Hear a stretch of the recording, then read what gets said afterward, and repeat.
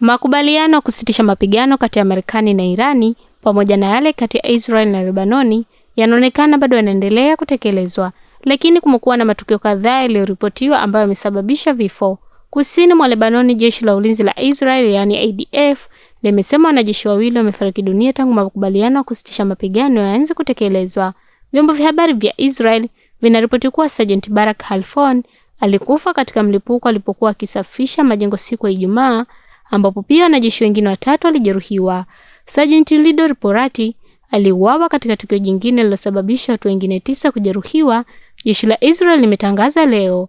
Vyombo vya habari vya ndani vinasema gari la kivita lilokuwa wakisafiriwa na jeshi hao liligonga bomu la ardhini, na Israel itachunguza kubaini bomu hilo lilikuwa lini, ikiwa ni ukiukwaji wa makubaliano wa kusitisha mapigano. Kwa upande mwingine, mwanajeshi wa kulinda amani kutoka Ufaransa anayehudumu katika kikosi cha mpito cha Umoja wa Mataifa nchini Lebanoni, yaani UNIFIL, pia aliuawa katika shambulio linalodaiwa kutekelezwa na Hezbollah. Kundi hilo lenye uungwaji mkono na Iran limekanusha kuhusika na tukio hilo.